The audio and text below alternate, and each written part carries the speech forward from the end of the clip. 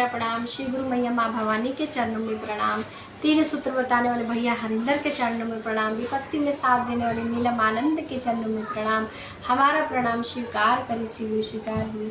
सभी जो है गुरु बहना के चरणों में मेरा प्रणाम। सभी गुरु भाई के चरणों में मेरा प्रणाम। बहुत ही सुंदर जो है शिव चर्चा की कहानी है। गुरु और शिष्य की है। आप सबको पसंद आए तो कमेंट में लाइक करना, सब्सक्राइब करना और हर हर महादेव अवश्य लिखना। एक शिष्य और गुरु थे जो है, गुरु और जो है शिष्य में जो है थी बनी मिस्टर। एक दिन जो है गुरु बोले जाओ तो भिक्षा मांग के लाओ, भिक्षा मांग के लाओगे, उसी से जो है भोजन बनेगा और उसी से जो है सब जो है शिष्य भी करेंगे और हम लोग भी उसी से करेंगे। बोला ठीक है। शिष्य जो है भिक्षा मांगने के लिए गांव में गया। गांव जो भिक्षा मांगा, भिक्षा मांगते मांगते वो तांत्रिक के दरवाजे पे पहुंच गया और जो तांत्रिक था जो है बहुत क्रोध हुआ, क्योंकि जो है शिष्य जो है अपने गुरु का गुणगान कर रहा था, अपने गुरु की जय जयकार कर रहा था, उनका भजन गा रहा था। शिष्य को इस बात से क्रोधित हुआ, जो तांत्रिक था उस बात से क्रोधित हुआ कि मेरे दरवाजे पे मुझसे ही भिक्षा मांग रहा है, लेकिन जो है मेरी जय जयकार नहीं कर रहा है, इसलिए इस बात से वो क्रोधित हो गया और बोला कि जा तू जो है कल का जो है सूर्य उदय तू नहीं देखेगा। शिष्य जो और बाकी जो गांव वाले थे बोले बच्चा तुमने बहुत ही गलत किया, तुम्हें जो है इस जो है तांत्रिक के दरवाजे पे नहीं जाना चाहिए था। आज तक इस तांत्रिक ने जो भी चीज़ बोली है सब सत्य ही हुआ है, तुम्हें इसके पास नहीं जाना चाहिए था। शिष्य बहुत चिंता की अवस्था में आया जो है और जो है अपने गुरु के यहाँ आया तो गुरु से बोलने लगा। गुरु ने पूछा जो है शिष्य तुम क्यों जो है दुखी हो रहे हो? वो बोला गुरु मैं भिक्षा मांगते मांगते एक तांत्रिक दरवाजे पहुंच गया और तांत्रिक ने मुझे श्राप दे दिया और कहा तुम जो है कल का सूर्योदय नहीं देखोगे। गुरु बोला ठीक है। गुरु जो है भोजन बनाया। शिष्य से बोला तुम भोजन बनाओ, कोई बात नहीं, ऐसा तो होता रहता है।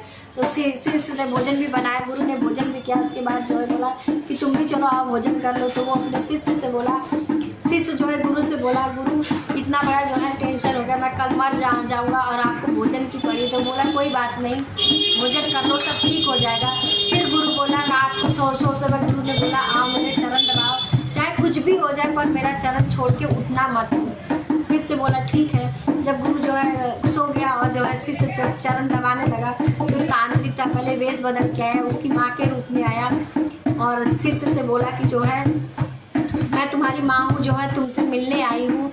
तो जो है शिष्य बोला चलो अंतिम समय में मेरी माँ के दर्शन हो गए, इससे मुझे बड़ी खुशी हुई। लेकिन माँ जब आप इतना जो है चल कर आई हो तो मैं अपने गुरु का चरण छोड़ के नहीं हटूंगा, तुम मेरे पास ही आ जाओ, मैं तुमसे यहीं मिल लेता हूँ। तो लेकिन गुरु के पास जो है वो तांत्रिक जहाँ जो है नहीं सह सकता था, इसलिए वो दूर से बुलाने लगा कि तुम आओ मेरे पास।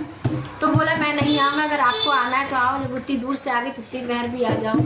लेकिन जो तांत्रिक था वो नहीं जा सकता, इसलिए थोड़ी देर में वो चला गया, उसकी माँ के रूप में जो चला हुआ चला गया। फिर थोड़ी देर बीता, रात के जो है 2 बजे तो उस वक्त जो है लक्ष्मी माँ के रूप में वो तांत्रिक आया। बोला कि जो है बच्चा मैं आपसे बहुत प्रसन्न हूँ, आओ जो है तुम धन ले लो। तो बोला जो है शिष्य बोला अगर तुम मुझसे प्रसन्न हो तो धन लेके मेरे पास आ जाओ, लेकिन मैं अपने गुरु का चरण नहीं छोड़ूंगा, आज मैं अपने गुरु के चरण में ही रहूँगा, मैं नहीं आऊँगा। आप मुझसे प्रसन्न जब इतने दूर से आई हो इतने पास आके मुझे जो है धन दे दो। तो बोला जो है मैं नहीं आऊँगा, तुम्हें आना है तो आओ, नहीं तो मैं नहीं आऊँगा। तो जो तांत्रिक था वो भी उसकी ये योजना असफल हो गई, वो भी चला गया। फिर रात्रि के जब 3 बजे फिर वो जो आया जो है फिर बोला कि यमराज बन के वो तांत्रिक आया, बोला कि तुम्हारा समय पूर्ण हो गया, आओ जो है अब मैं तुम्हारा समय पूर्ण हो गया, मैं तुम्हारे प्राण हरने लेने आया हूँ। तो वो बोला अगर तुम्हें प्राण मेरे लेने तो मुझे गुरु के चरण से हो, मैं ये जो है चरण छोड़ के नहीं उठूँगा। जब वो तांत्रिक थक गया तो फिर वहाँ से भी वो तांत्रिक चला गया और सुबह हो गई तो देखा जो है गुरु उठ गया था, शिष्य सो रहा था। फिर गुरु ने अपने शिष्य को उठाया, जब उसकी नींद खुली देखा सूर्योदय होगा।